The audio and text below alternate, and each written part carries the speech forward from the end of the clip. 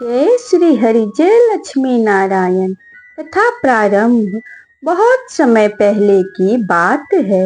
एक बार देवलोक, पृथ्वी लोक और पाताल लोक में अधर्म बढ़ने लगा। दैत्य और राक्षस अत्याचार करने लगे। देवताओं ने भगवान श्री हरि विष्णु जी से प्रार्थना की कि वे संसार की रक्षा करें। भगवान विष्णु जी ने दैत्यों का संहार किया और धर्म की पुनः स्थापना की। लंबे समय तक युद्ध करने के बाद उन्होंने संसार के कल्याण के लिए विश्राम करने का निश्चय किया। आषाढ़ शुक्ल पक्ष की एकादशी के दिन भगवान विष्णु जी ने क्षीर सागर में शेषनाग की शैया पर योग निद्रा में विराजमान हो गए।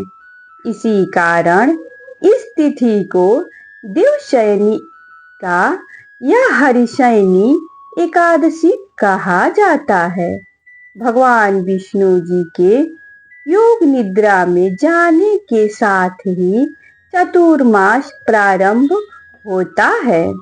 यह 4 महीनों का अत्यंत पवित्र महीना समय माना जाता है। इस अवधि में साधु संत एक स्थान पर रहकर तप, जप, ध्यान और सत्संग करते हैं। भक्त भी अधिक से अधिक भक्ति, दान और सेवा का संकल्प लेते हैं। कहा जाता है कि इन 4 महीनों में भगवान शिव जी और भगवान विष्णु जी की आराधना करने से विशेष पुण्य प्राप्त होता है। इसलिए विवाह, गृह प्रवेश और अन्य मांगलिक कार्य सामान्यतः इस अवधि में नहीं किए जाते। अब सुनिए इस एकादशी से जुड़ी एक प्रेरणादायक कथा। प्राचीन समय में एक धर्मपरायण राजा था। उसकी प्रजा सुखी और समृद्धि थी। राजा स्वयं भगवान विष्णु जी का परम भक्त था और हर एकादशी का व्रत करता था। एक बार राज्य में भयंकर सूखा पड़ा। वर्षा बिल्कुल नहीं हुई। खेत सूख गए और लोग दुखी हो गए। राजा ने अनेक उपाय किए, लेकिन कोई लाभ नहीं हुआ।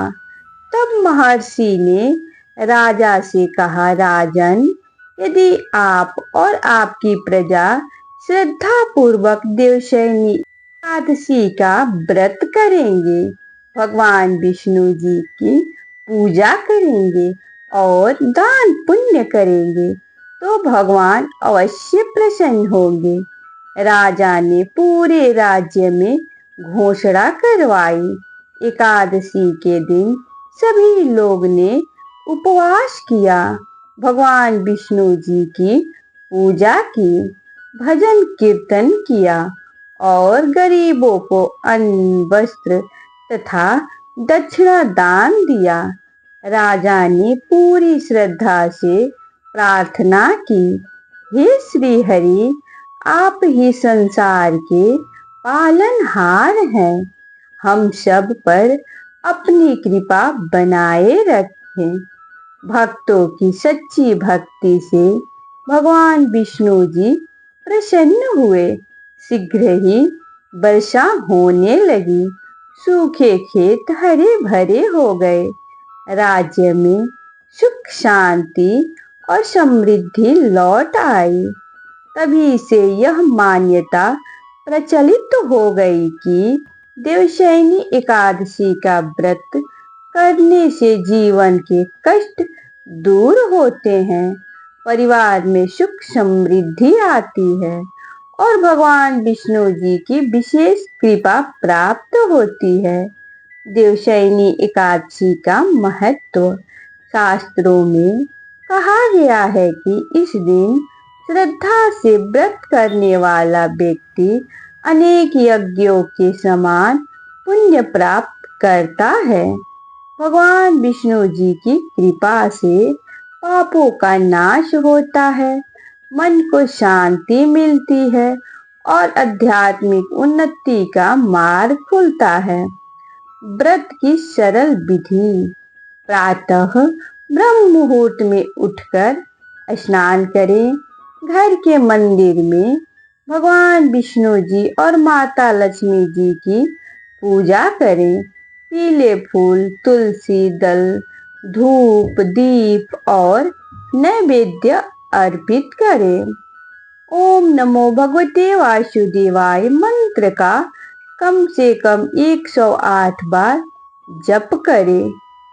विष्णु सहस्त्र नाम या गीता का पाठ करें। रात्रि में भजन कीर्तन करें। अगले दिन द्वादशी तिथि में व्रत का पारण करें। दान क्या करें? पीले वस्त्र दान कर सकते हैं, अन्न का दान कर सकते हैं, फल का दान कर सकते हैं, जल से भरा कलश भी कर सकते हैं, छाता और जूते, चप्पल, गरीबों को भोजन करा सकते हैं। इनका दान अत्यंत ही शुभ माना जाता है। तो प्रिय भक्तों, देवशयनी एकादशी केवल एक व्रत नहीं बल्कि आत्मशुद्धि, संयम, सेवा और भगवान विष्णु जी की भक्ति का पावन पर्व है। यदि आप श्रद्धा और विश्वास के साथ इस दिन भगवान श्री हरि जी का स्मरण करेंगे तो वे अवश्य आपकी मनोकामनाएं पूर्ण करेंगे और आपके जीवन में सुख, शांति तथा समृद्धि का आशीर्वाद देंगे। यदि आपको यह कथा पसंद आई हो तो वीडियो को लाइक करें, अपने परिवार और मित्रों के साथ साझा करें और हमारे चैनल को सब्सक्राइब करना न भूलें। अंत में सभी से मिलकर बोलिए ओम नमो भगवते वासुदेवाय। जय श्री हरि, जय लक्ष्मी नारायण।